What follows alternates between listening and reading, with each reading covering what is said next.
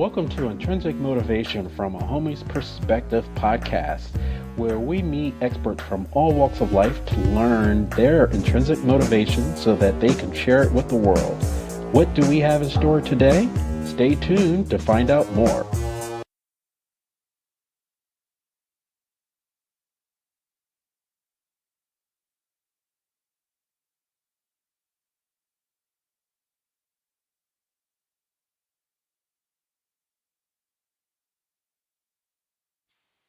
Good morning, good evening, good afternoon, everybody out there in podcast land. You're in tune to another episode of Intrinsic Motivation from a Homie's Perspective. This is Hamza. And I am David. And we have a blast from the past, someone that we had spoken with a couple of months ago, and we were talking about saving the environment, and she had this whole initiative of saving the world, and it was a definite pleasure speaking with her. We have Yasmin Davar back on, and we're going to talk about summer fun. And most people think of frolicking at the beach and visiting relatives and such. And Yasmin wanted to look at, is our summer fun destroying the planet? And I'm sure a lot of people aren't really connecting the two with summer fun and destroying the planet. So really interested to hear her perspective so we don't destroy the planet. Without further ado, I'd like to welcome Yasmin to the podcast. Welcome. Thank you so much for having me on again. Yes, thanks for being here. It's always a pleasure. And so, yeah, let's jump right into it because, you know, the kids are actually here in Atlanta. Kids are already back in school. So it's kind of odd because I grew up in New Jersey, and school in New Jersey, it was, you know, historically farmland. And so kids had to help their parents in the farms, and they never went back until Labor Day. And so when everything modernized, that never changed. So those kids are running around still at the beach, but kids here in Atlanta can only hit the beach on the weekend, if at all, if they're not totally entrenched back in school. Yeah. Yeah. And parents are back at work. But we still try and make the summer as long as possible, right? And take advantage of it down at the beach every weekend and out having picnics and having fun as much as we can before the cold weather sets in. It was, you know what, and as David and I were talking before we were about to get on, and I was thinking about, you know, I was just happy to have you back on again, but and I realized that we aren't Instagram followers of each other, because last week I had I reposted Damon John, who is on the Shark Tank show and is a brilliant entrepreneur here in his own right in the States. He was in Dominican Republic, and he had posted an ocean scene. And the ocean, you know, you expect to just see a bunch of waves. But what it was, there were waves, but it was just waves of plastic. So it was all these plastic bottles and nothing but garbage and trash as far as the eye could see. And I shared that not just being a tree hugger, but also I actually used to live there. I lived in Santo Domingo after undergrad. And so I knew how, you know, third world countries or that don't have the restrictions that we are used to, they get taken advantage of. So when I was like, oh, we're going to speak with Yasmin about it, I wanted to bring it to your attention. But also when, you know, people were responding to my Facebook or my Instagram post, they were like, well, thank goodness it wouldn't happen here in the States. And so I think they would be misinformed. And I was like, well, we're going to speak with an expert so we can get to the bottom of it. Okay, yeah, that is an incorrect assumption. And actually a lot of the plastic waste that is in the world's oceans has been generated by Western countries, not by the poorer countries. Because, you know, we litter. So we go to the beach and we take our straws and our single-use plastic bottles, water bottles, and, you know, Coke bottles or whatever, and our single-use coffee cups. I don't know about you guys, but here in Australia there's always a coffee shop at the beach, and people still have their afternoon coffees. And all of those things, if you don't put them in the bin, and sometimes even if you do, if the bin is overflowing, they'll end up in the water. Same with single-use plastic bags. So if you're not using reusable bags, cloth bags, all of those things end up in the water. And because of the ocean's currents, they tend to all go to, I think, a couple of places, particularly in the Pacific. In the Pacific, there is a garbage dump that is literally the size of Texas. Wow. Yeah. Where is this at? Where is this? In the Pacific Ocean. Wow. Yeah. So, absolutely, Western countries are definitely responsible as everybody else, if not more so. So there are lots of really easy things that you can do, when you're going out and about, but even when you're just shopping generally. I think, number one, it is about using your consumer power. So, number one, do you really need whatever it is that you think that you do? Because we actually overconsume enormously. We use the resources of 1.7 Earths, and we actually only have one Earth. So that means that we exceed the Earth's ability to regenerate itself every year. And the 1st of August was actually Earth Overshoot Day. So on the 1st of August, we had used the equivalent of 1 year's worth of resources, and everything that we use after that until December 31st, we're in deficit. So the first question when you're out and about and you're shopping and you're thinking about going places, do I really need this? Do I really need that plastic straw? Can I just drink straight from the bottle or from the cup? Or number two, if you think you really do need something, what is the environmentally friendly alternative? So instead of buying bottled water, buy a reusable water bottle and then just take that everywhere with you and refill it when you go out and about. Because a lot of places have, water available in bubblers and taps and things like that, so just take it with you. Same with reusable coffee cups, reusable cloth bags. There's just so many things that you can do, and it's easy. It's just about changing a few small habits, because when you do that, and everybody does that, lots of little actions by a lot of people accumulate into large action. And that's the way that we influence governments and businesses and multinationals, by doing those things. And we don't create waste. Yeah, I can completely understand that, because I can remember a time, Yasmin, where I was growing up, we weren't, recycling wasn't in our language, and then it was just a small thing about, okay, people should start recycling, and it's just kind of steamrolled and to where it is now. And I'll be honest, I never thought it would really catch on. I'm like, there's no way, people are just too lazy, they're not going to do it. But now, when you put your garbage out every week, you have your garbage and your recycling bin too, and it's pretty much caught on. And then I'll be honest, I never thought it would. I said, we're just too lazy and spoiled, it will never, but it has. So it just took some time though. Yeah, that's it. And so it's about educating yourself, but it's also about creating new positive habits, like recycling. And remembering every time you go out to take your reusable coffee mug and your reusable water bottle with you. Yeah. How much is your message do you push towards the youth and children? Because that's really where a lot of the change starts. You can sit there and tell children, look, this is what's going on with the planet, but if we do this, that, and this, that, and the other, it can completely change and heal the planet. And they'll be like, well, let's do it. They're just like, no, they have everything's possible. And so, and it seems like, I was just curious how much of that message gets pushed towards children, because they're really going to be the ones that are going to be making the change. Look, I think environmental education in schools, at least here in Australia, is excellent. And very often it's the children going home and educating the parents. Yeah. Yeah. So, no, here it's really good. I don't know what it's like in the States, but here it is excellent. The environmental movement's done a wonderful job, because it's included as part of science in the science curriculum. Yeah. What about in popular culture?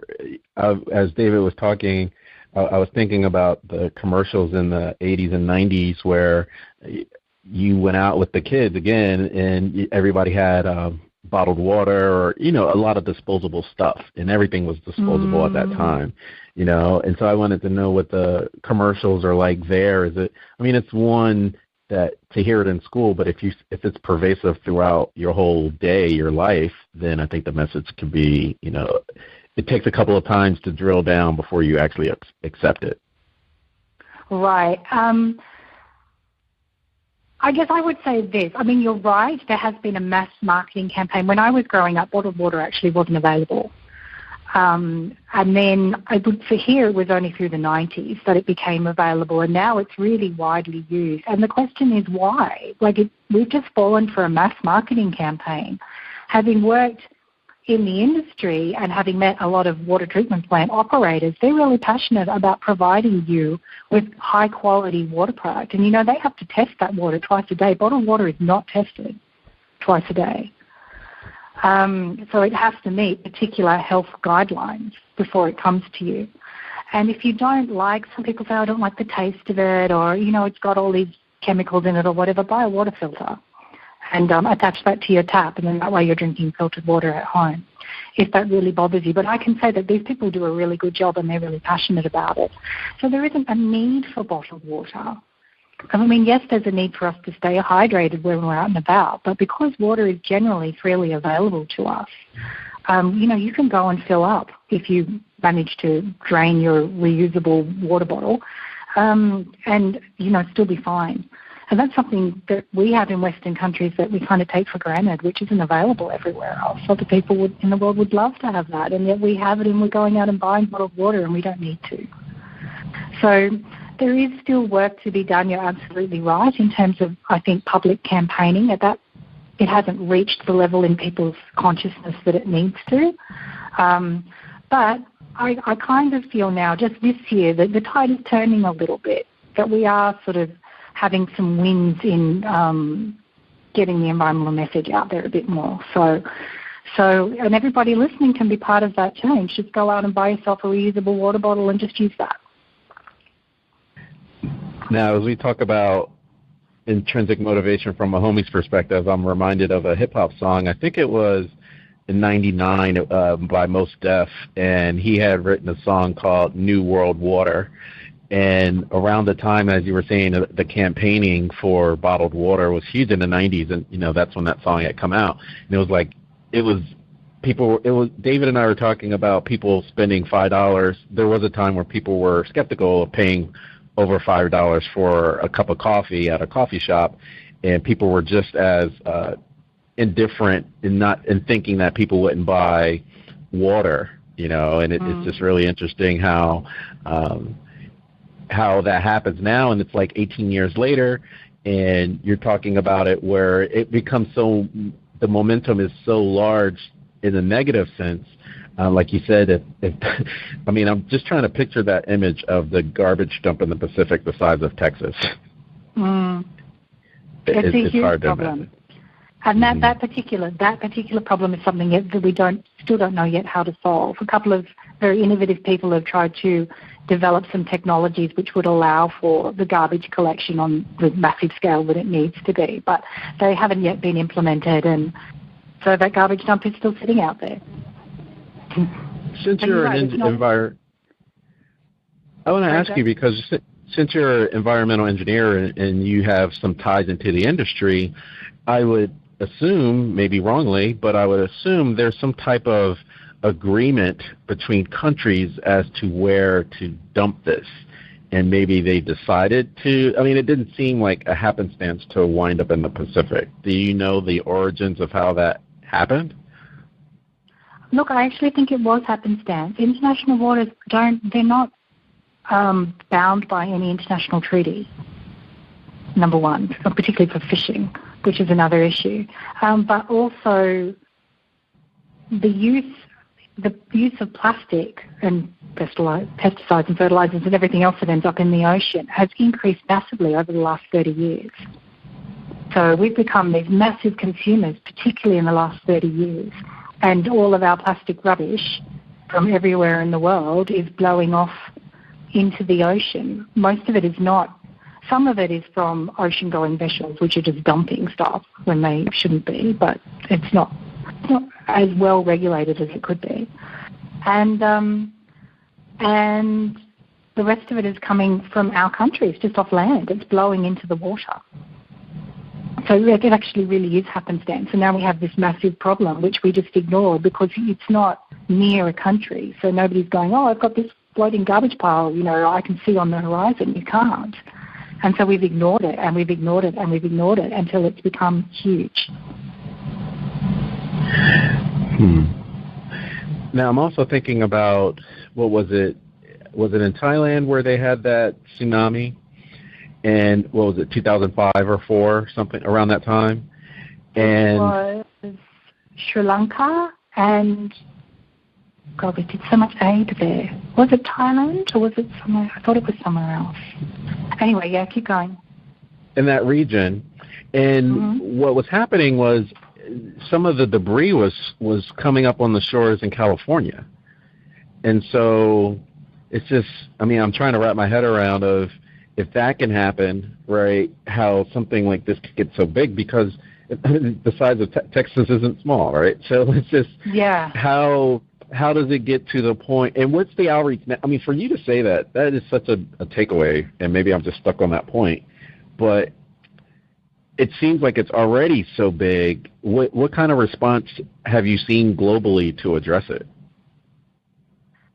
As I said, there have been a few individuals who have said, I think that I can develop this technology to try and clean it up, and they're still looking, I think, for investment funding, and I think they've got to prototype stage, but it's not, if you're talking about what movement has there been at like a UN level, I would say none. I don't think I'm wrong with that, but yeah, there's nothing yet. So it would require an enormous amount of coordination, not that isn't possible because we do it every time that there's a disaster, but it's also because they actually technically don't know how to do it. Gotcha. And here, at least in the States, a lot of marketing, good or counterculture marketing, is based on fear. And so a lot of people, to generally accept drinking bottled water, I mean, there was this huge, I mean, there's probably a million videos on YouTube talking about not drinking the local water because the fluoride is poisoning us, and, you know, all these fear tactics. And what would you say to a fear monger that they're used to drinking bottled water, and now you're telling them that the drinking water is super fine? What would you say to that person? I would say, if it really bothers you, buy a water filter and attach it to your tap, and then have all of the chemicals filtered out. If it really bothers you, I'm actually pro-fluoride, and the amounts that are in drinking water levels are safe. Like a lot of chemicals, it really is about dosage. So, water treatment plant operators are bound by law, usually, to only put in doses of fluoride which are safe for human consumption, and they do really positive things for your teeth. See, my dad was a dentist, so I've got a bit of a bias here. In the town where I grew up in, we didn't have fluoride in the water then, and my dad gave us fluoride tablets. My teeth are fantastic, and I only have like 2 fillings, and one of them was because my teeth was chipped by the orthodontist. So my teeth are strong. So I actually think fluoride is a good thing, and that is the reason why it is added to your water. But if you really object to it and you're worried about it, put on a water filter. Cheaper in the long run than buying bottled water. And as I said, bottled water is not tested. And here, actually, they recently publicly did a test of bottled water, and there were brands of bottled water that were more acidic than tap water, considerably more acidic than tap water. So you don't really actually know what it is that you're consuming. You're absolutely right. And we've been hearing that, not on a grand scale, but you've been hearing that the bottled water is not as good as many people think. It didn't even matter the label, because I think in some of the exposés they would show, a top of the line version, and then show like a medium cost price, and then a lower one, like if somebody going to the store. And so the perception was, if I spent 75 cents on this bottled water, oh yeah, of course it's not going to be tested, it's going to be horrible, versus if I bought the $6 bottle of water. And what they found in the exposé was the $6 bottle of water was the same vendor. They covered the market. So, and none of them were tested. It was just, everything was perception. And as I'm talking, I had a conversation yesterday because I drink. This is probably the other side of it. So I drink almond milk, right? So I'm thinking I'm doing something right. And it was a recent expose saying that they were using regular milk in the almond milk. And so I hate to do podcasts where we talk about they, but there is some element of being a boogeyman and fear tactics and not giving the right information that's out there. It's disheartening, right. And it's frightening too. Yeah, that's right. Yeah. So, I guess you just have to, if you decide that you don't want fluoride in your water and you think it's really bad, it just means that potentially you're weakening your teeth. That's all. And you just have to be aware that that's the side effect. And if you're happy with that, that's fine. But, put a filter on and just use tap water. We have a restaurant, or not a restaurant, but we have a supermarket grocery store here called Aldi's. And I don't know if you guys have it there, but we have Aldi's. You have Aldi's? Okay, perfect. And what's interesting there is you have to go in with your own shopping bags. Yeah. And so when people leave, they don't leave with 3 carts like we're used to at the big box stores, a lifetime supply of mayonnaise, or you don't see that at Aldi's. And so it's I think it's a mindset. But the reason why I bring it up is because a couple of years, or no, maybe like 10 years ago here in Georgia, they started using the sin tax. And what that meant was they put this exorbitant tax on sin, quote unquote, related products like alcohol or cigarettes. And initially people were like, how dare they, the audacity. And then, but people had, I don't want to say addiction, but they were so used to just buying it that they just factor that into their buying habits. They're like, well, I guess I just got to pay the sin tax. Do you think on some level, I mean, that's human nature to kind of, if I don't have a choice, I'm going to do it. And that's why I brought up the Audis. Like, if we don't, do you think supermarkets and other places would not have like the disposable straws or limit the bags that you can take? I mean, there would be huge backlash, I can imagine, at least initially. Oh, well, actually, it's really interesting that you bring that up because the debate is going on where I live. So when I lived in Canberra had a no single-use plastic bag ban governed by law. So shops couldn't give out single-use plastic bags. And everybody had to take their reusable shopping bags when they went to any of the grocery outlets. And if you went and bought clothes, your clothes would be given to you in a paper bag generally. So a very nice paper bag, but a paper bag that you could recycle regardless. And so we were used to that. That ban has been in place for 10 years. We moved to Sydney 2 years ago. They are the last state in Australia to legislate. They refused to legislate to ban single-use plastic bags. But there has been such a public backlash against single-use plastic bags that the 2 major supermarket chains have said, okay, we're going to phase them out. And so just literally last month, they said, from now on, you have to buy reusable shopping bags and use that. And some people, there has been a small outcry, and one of the supermarkets has been flip-flopping a bit over it. But I think in the long run, it really is, as you say, when you don't have a choice, you just adjust. And you get used to having your shopping bags. I always have one in the car with me. So that if I do have to duck to the shops unexpectedly, I've got a bag to put it in. You just get used to it. It is just a small change. It's a small habit, but those things accumulate into large impact, large actions, and they're important. So you're absolutely right. It is.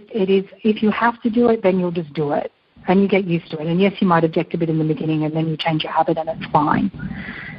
Whereas here, where the government has not taken a strong stance where they actually really need to, the companies have sort of gone, oh, what do we do? They actually need the clear guidance that a ban would give them.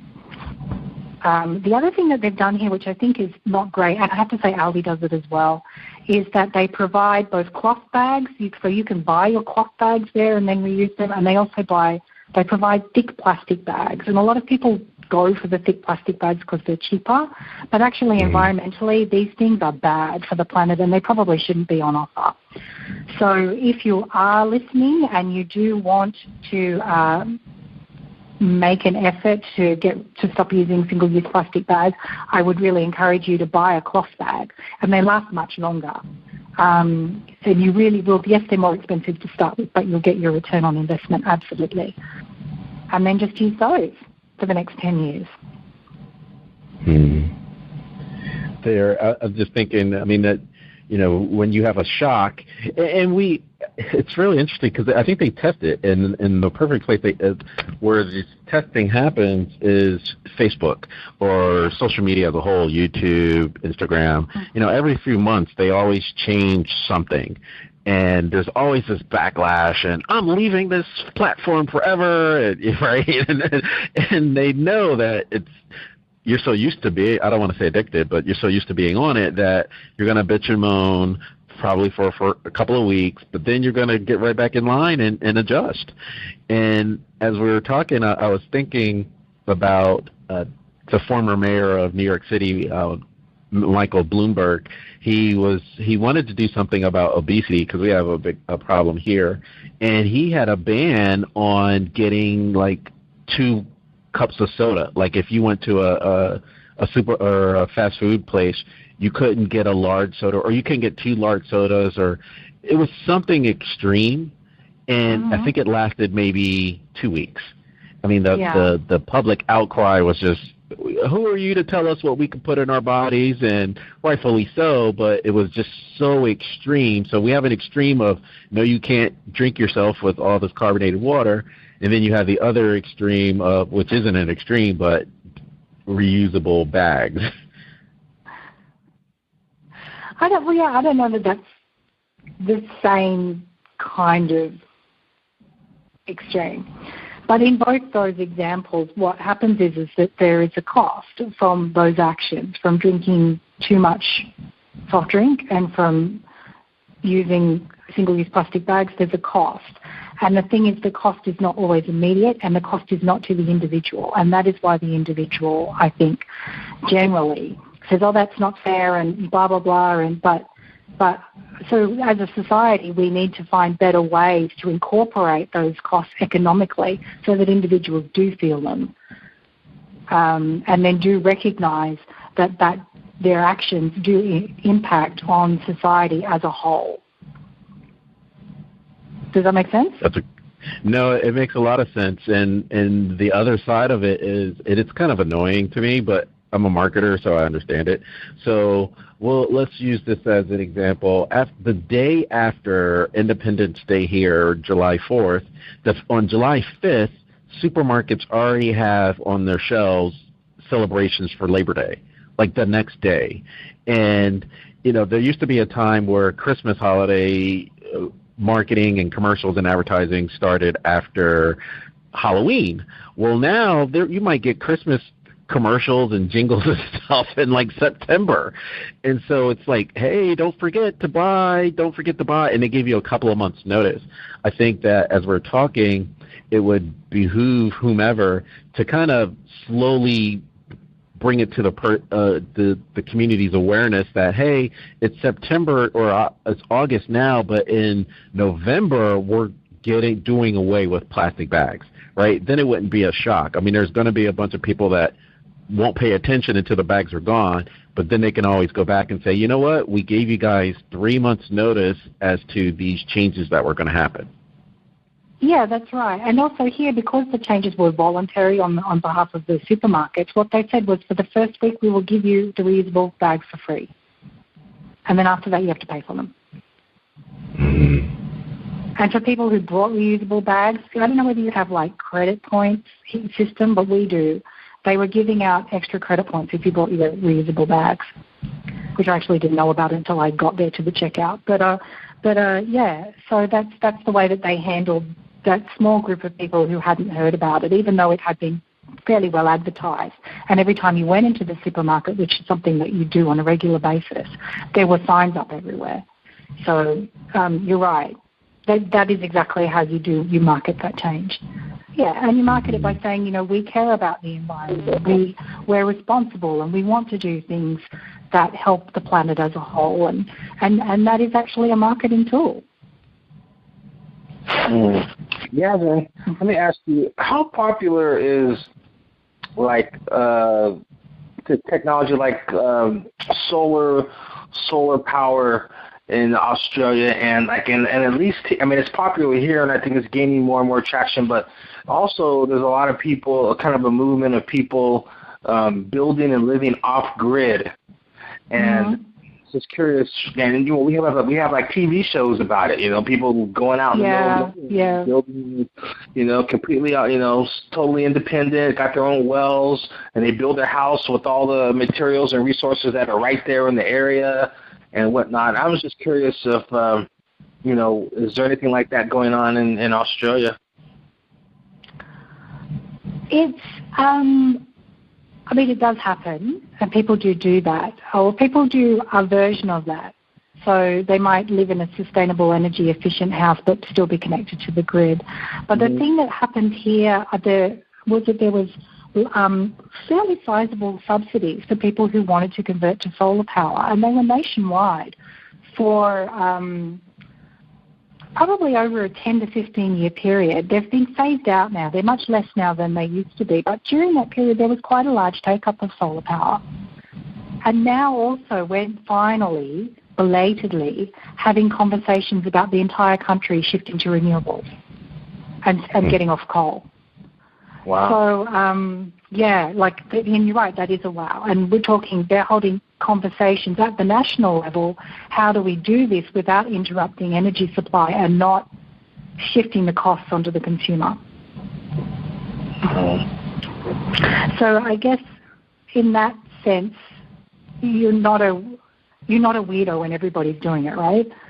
Then you don't have to live off the grid when the government makes it possible for you to actually have solar on your roof and contribute to the grid. Exactly. So I don't know if you guys are watching it in Australia, but here in the news, the ears are perked because Elon Musk is planning to do this huge. He's making this huge statement with building a facility where they can have these recyclable batteries. I mean, his cars are doing extremely well, of course, but the battery life isn't as strong as everyone wants them to be. And so there's this huge push to, develop better batteries. And I wanted to ask, as far as Australia and self-driving cars, is there a huge push? Because, there's so many ramifications, as you said. How do we pass it off to the consumer? I mean, you have car insurance, you have the gasoline, gas stations and such. Everyone's part. It helps keep the economy going. What's happening in Australia so there isn't a shock to the system? We are not as advanced there. So the take-up of battery-powered cars has been really small here. And Tesla, I really admire Elon Musk because he really is at the forefront of the technology, and he's pushing it and he is driving it. I know it's not perfect, and he's having to iron out the bugs as he goes and develop the technology and improve the technology as he goes. But it's so unfortunate that it's still very much at the fledgling stage, and Teslas are still really expensive. And even some other car companies do have battery-powered cars, which you just plug in to your electricity source, but the take-up here has been really, really minor. Driverless cars are actually a different sort of technology, and I went to a forum about it a few months ago where essentially in Australia, and I imagine it would be the same in the US, the number of laws that have to be changed to enable driverless cars to be used on the roads was something like 800 different laws, and we are legislatively a smaller country than you, so I imagine that in the US it would be worse.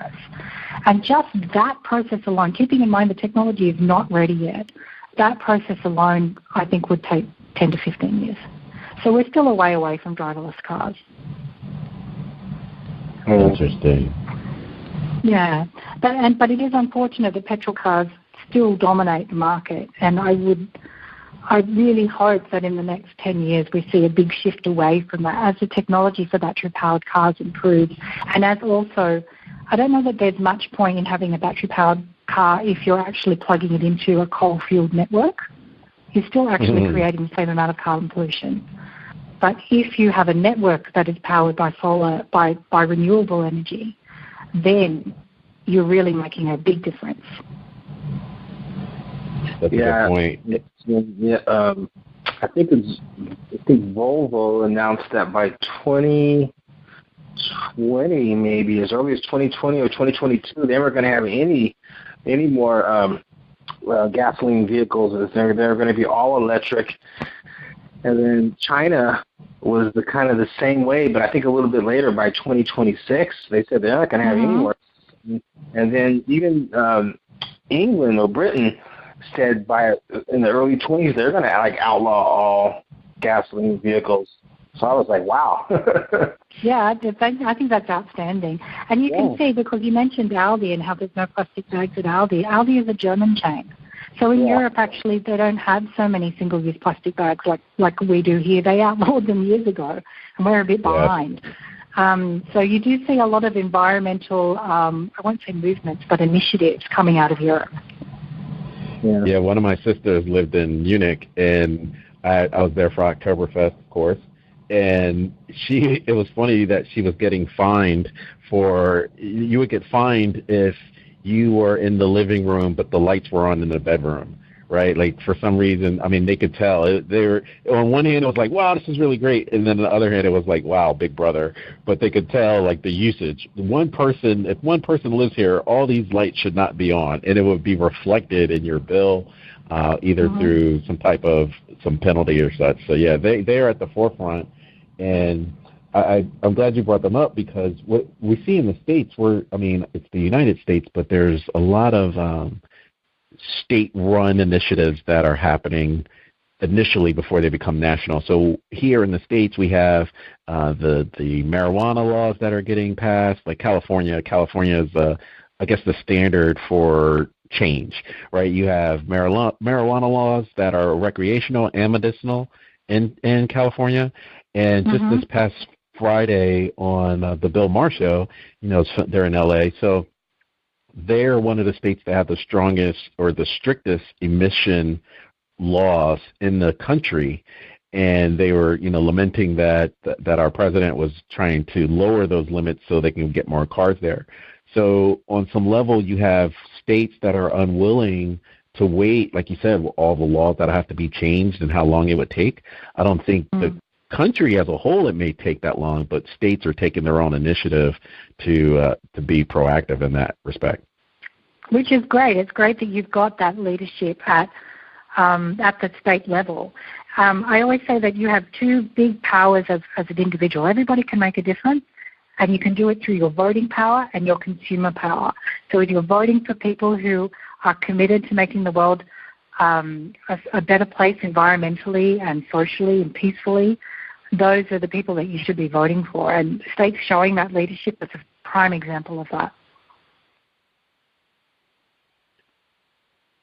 You were talking about just the summer and things that happen in the summer. And one thing that, just reading the bio, you were talking about patio furniture. And I'd like for you to talk a little bit about that, because, again, in May, like late April, early May, even supermarkets, they'll have, some cheap patio furniture every year. So I'm assuming that people buy it for the summer and then get rid of it. And no way. I wanted to get your nothing. Really? Everything's disposable. Everything's disposable here. So I wanted to get your take. I mean, it may not be that just for the summer, but it won't last 5 years for sure. So okay. All right. So this comes back to my earlier comment. With your consumer power, number one, do you really need it? And two, what is the environmentally friendly alternative? So if you're buying something that is going to fall apart within a couple of years, that is not an environmentally friendly product. And it would probably be worthwhile saving up a bit and buying yourself something that was better quality. Now, the reason that I did raise that is because we had an issue here in Australia where a lot of the wooden furniture, the outdoor wooden furniture that was being available, was actually made from timber that had been illegally logged in Cambodian national parks and then shipped across the border to Vietnam, made up in Vietnam, and then sent out around the world. And Australia was a primary market for them. And a lot of people, like when you look at furniture, I think a lot of people when they go in and they're looking at their outdoor furniture, particularly their wooden furniture, they don't think about that. And they don't think about where does that timber come from. Me, myself, when I look at all the hardwood that's available in the world, I think there is not enough hardwood plantations to support the amount of hardwood timber that's out there. And the official figures are 15 to 30% of all timber in the world is illegally logged. And if you're interested in figures like that, I should say I have lots of them on my website, yasmindavar.com, so go and have a look. So the way that you know that you're buying a product that hasn't been illegally logged is that you look for timber that has been internationally certified. There are two certification schemes. One is FSC and the other is PEFC. And for every product that comes from certified timber, it will have their symbol on it. So you're just looking for those letters with a tree. And it will have it either on, because you have it also on your office paper. So you look at on the packaging on the outside. We have timber furniture which is PEFC certified. There's a small plaque on the back of the furniture. That's what you're looking for. So it's about being conscious. What's your environmentally friendly alternative? Yeah, thanks for that awareness. And yeah, on your site, I like that your page about the global peace and sustainability indicators. I thought that was huge. I thought that, and now I do want to spend some time on that. But before we do, because we're talking about the summer, and more people are out in the summer, and as I mentioned, here in the States, I mean, we do live in North America, the United States. However, other states have better initiatives than others. Let's just say that. And so, what had come out in the news yesterday was the state of Massachusetts. Massachusetts has probably. They were seen as the template if a state wanted to have affordable universal health care, and everyone's taken care of from young children to the elderly. Like, it's the standard of if it was a national initiative. And of course, everyone's going to have an opinion on that. I understand that. But the reason why I bring it up is because since more people are out in the summer, and in the state of Massachusetts where you have these things in place to take care of the folks, the news have brought out that the people in the state are alarmed because the rate of HIV is increasing because of needle usage and opioid addiction. And so they're saying that those people are, right, they're not, let me put this in a bag and throw it in the trash. No, you have all this that's just out littered in the streets at an alarming rate. And that was news to me. It put a lot of people that were uneased, right, by the news. I didn't know if you guys are even dealing with opioid issues over there, and the fallout, which would be like I just mentioned, littering, and we're talking about save the environment. This is something that no one's even talking about on a grand scale. Okay. There are a couple of things in there. Look, drug use is unfortunately everywhere, and the reason why people use is probably a completely different conversation. We had issues with needles, but I would say 15 years ago, and so what they did is put needle disposable units in public toilets so people could safely dispose of their needles. Just because you're a drug user doesn't mean that you don't care about other people and other people's safety, and people do use them. And the other thing is that we have in areas where there is high drug use, we have safe clinics where people can go and inject. And then, of course, they're not trashing. They're not putting trash on the streets. The needles are kept there in the facility and disposed of properly. So that is the way that you help address that. As well as if you have those safe places where people can go and inject, that's also a safe place where they can go and get help. So, I think that's a good way to deal with what is a really horrible problem. Because, you're right, nobody wants needles in their public areas, and some child could fall on them, or you could fall on them and injure yourself and possibly be infected. You don't want any of that. So it is about creating disposal units, basically, for users to use.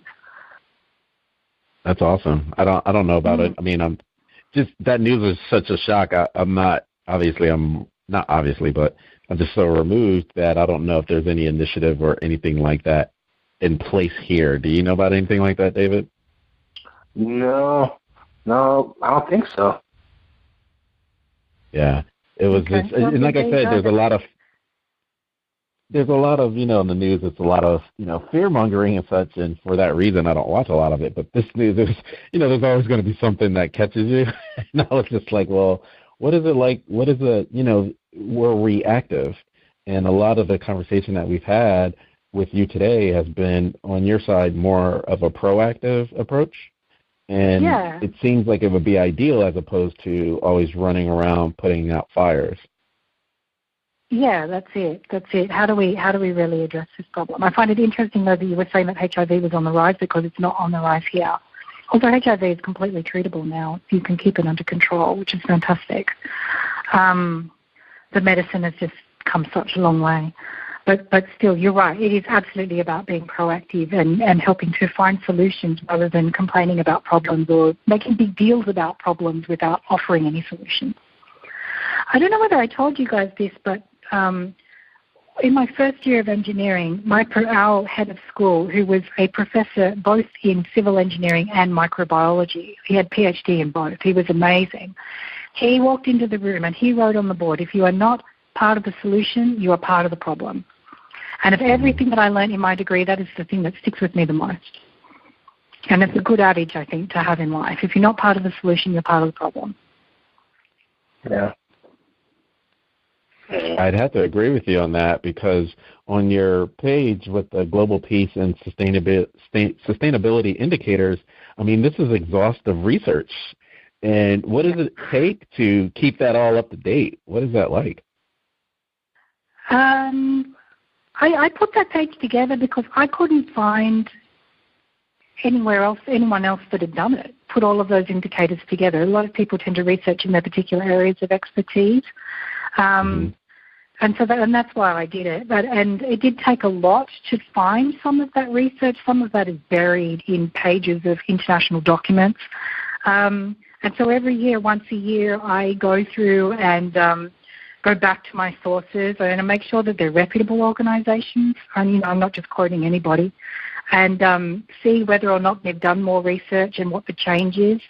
It's unfortunate that most of the time when I do it, because these are statistics that are in my book, Our Peaceful Planet, and so then I just put them on my website and then updated them. But most of the time, unfortunately, those statistics just get worse. Occasionally they improve, but mostly they get worse.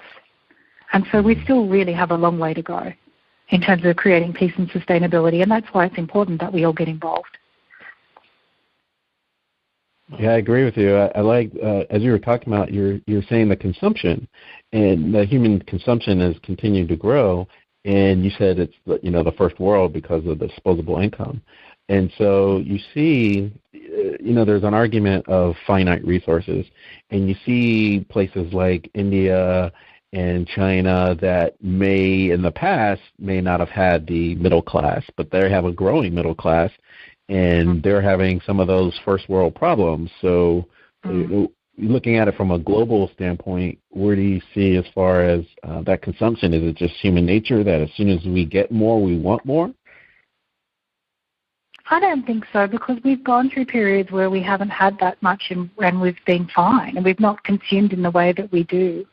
And you have to remember also that this whole consumer culture has negative side effects, not only for the planet, but also for the individual. People can get caught up with, I don't have this and I don't have that, and that makes me less as a person. And none of that is true. What you have by no means defines who you are. But yet that is the marketing message that we've been absorbed. We've absorbed, that we've been told, and that's what's driven this consumer culture. And I think we need to step back and just sort of go, as the world, it's not just in Western countries, because you're right, in India there is growing consumption, and in China especially. We have to step back and go, well, you know what, is this valid? Is this real? Is that true? And I think you actually have to do that with all your beliefs, because your beliefs are what drive your actions. So, is this valid for me? And do I still really need to believe this? Or should I be believing something which is better for me and better for society and the planet as a whole?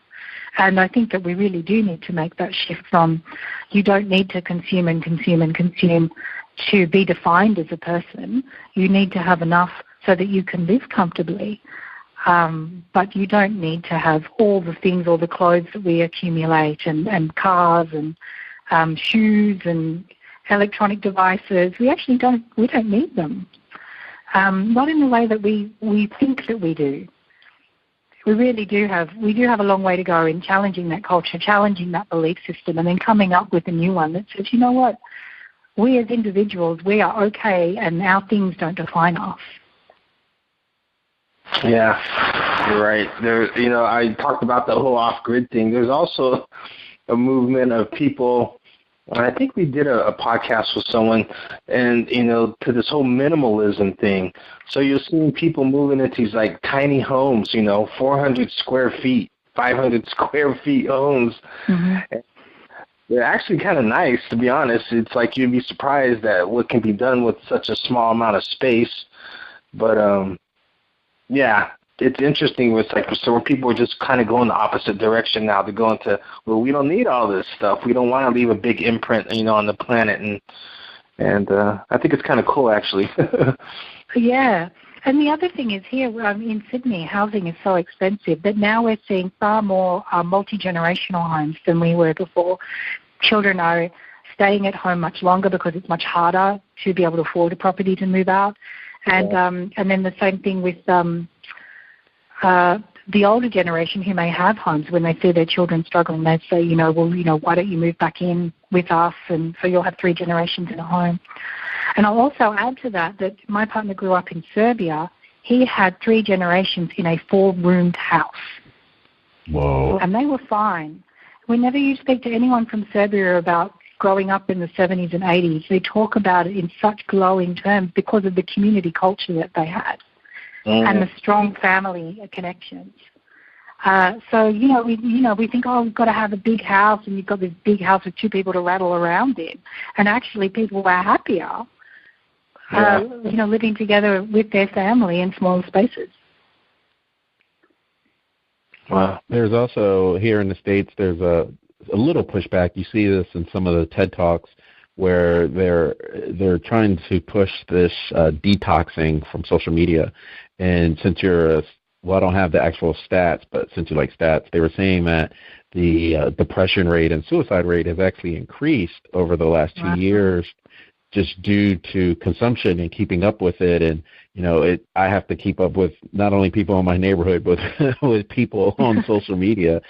So it's like, I don't mean to laugh because it's serious to some people, but it's still relatively young. I mean, the internet is less than 20 years old or 20 years old. So I think it has to go through a process. So my question to you is, do you think all of this is happening because it's a process? Like you said, in the 80s, there was like this community or communal aspect because that's what you knew. But, you had to go to, I can have everything I want. And is it really what I wanted? You see the ramifications of it. What's your take on that? So did we have to go through that process? Or do you think we have to go through a detox process? Do you think, it's just human nature? I think it really comes down to our beliefs. And I think last time we talked about collective beliefs that we hold as a society or as a group of people. And, so one way of living is popular for a while, and then we go to this consumer culture and big house and everybody living by themselves. And then, there's this big push, you have to be on social media, and social media is the big thing. And so I always think, I think it's important to stand back and say, what is driving that? And is that a belief that I need to buy into? Is that a belief that is going to help me in the long run? And I also am a big believer in everything in moderation. So you shouldn't be on social media all the time. You've got the rest of your life to live. You've got all these other things to do. And that way then that moderates other people's influence on you. So does that make sense? I think as a person, some more critical thinking is required. Why am I participating in this? Is this really helping me, or is this not helping me? And if it's not helping me, what do I need to do to change that so that I'm living my life more positively? What beliefs do I need to change? What actions do I need to change? Yeah, and the reason why I brought up... It is a process.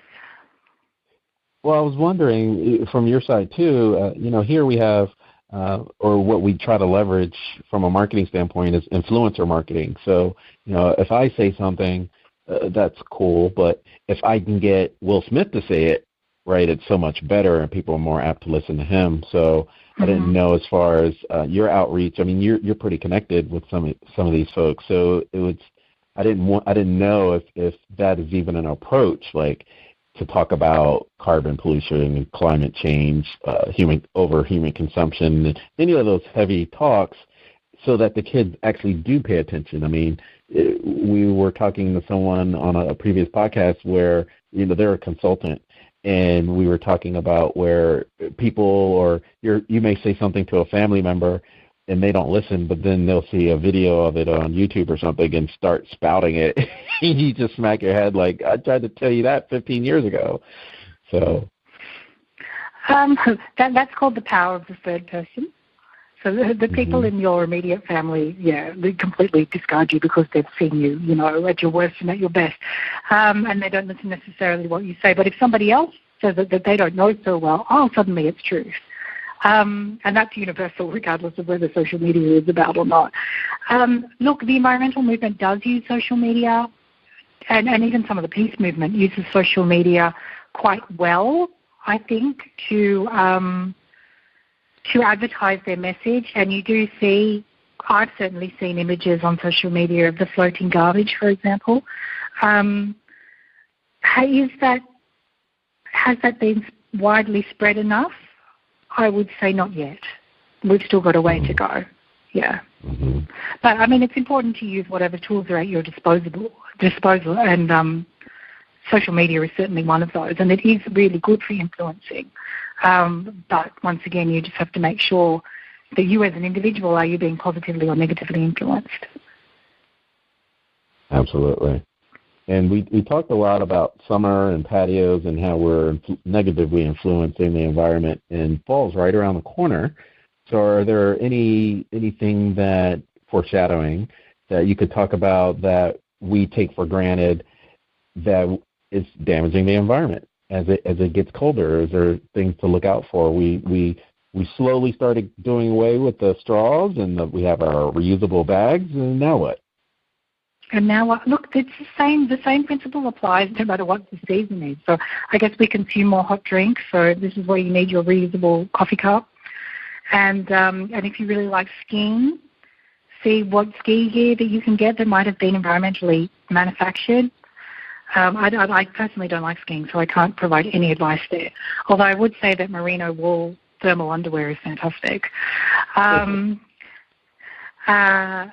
It's the same principle. Whatever it is that you're doing, just is there environmentally friendly alternative to whatever it is that you're consuming? Number one, do you need it? Number two, what's the environmentally friendly alternative? Doesn't matter what you're doing. Doesn't matter what season it is. That actually would be funny. Yeah, I only worry about the environment during the summer. Yeah. I think that when we're out and about in the summer, we love it. Oh, we can go out. The weather's warm. I think we tend to litter more. So that's, we need to make sure that we're putting it in the bin, and when bins aren't available, taking it home with us and throwing it out there. Yes, indeed. Any other questions, David? No, I think we covered it pretty good. Yeah, I think it was a pleasure again speaking with you, and I learned some more stuff. And that image of the garbage dump the size of Texas, man, that was rough. Yeah. Really rough. That was really rough. But I do want you to talk about your site and also where they can get your book, and if they want to get a consultation or find out more about you, now's the time. That'd be perfect, Yasmin. Absolutely. So my website is my name, yasmindavar.com. That's YASMINDAVAR.com. There's a ton of resources on there, including the statistics that we talked about. There's also a page where I've got tips of things that you can do. These are changes that you can make really easily in your life to contribute positively to the environment and socially. And just because it's small actions by many people accumulate into large action, and we will have an impact, and we will influence businesses and governments just by taking small steps. And for my book, which is Our Peaceful Planet, you can order it online. It's available through Amazon, but it's available through, I think, a number of online retailers. So I think you just need to do a search and go to your favorite online bookstore. And if you want to stay in touch with me, you can actually sign up to my newsletter. And I send them out maybe once a fortnight or so. And I try to keep it interesting. So then you know what it is that I'm up to. And also if I've got some tips. Sometimes people ask me questions. What do you think about this? Last week I had somebody ask me about disposable nappies. So, I know I write to those things as well in my newsletter. So if you're interested, by all means, sign up. Awesome. Well, you've just been in tune to another episode of Intrinsic Motivation from a Homie's Perspective. This is Hamza. And I am David. And Yasmin, it was a pleasure, and let's definitely stay in touch. I enjoyed talking to you again. Great, wonderful. Thank you so much for having me on. Yes, thanks for being here.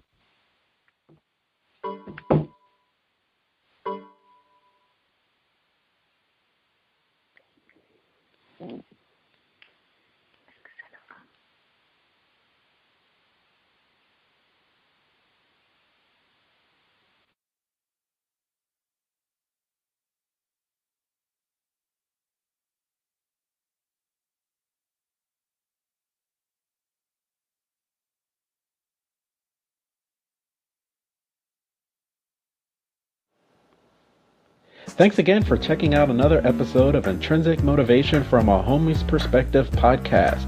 Please check us out on our website at intrinsicmotivation.life, where you can click on the Speak Pipe button and leave any suggestions for future podcasts that you'd like us to cover. Also, check us out on our social media sites. We have a YouTube channel, Facebook page, iTunes podcast, in addition to Stitcher and Google Play, all under Intrinsic Motivation from a Homie's Perspective. Check you out next time. Have a great day.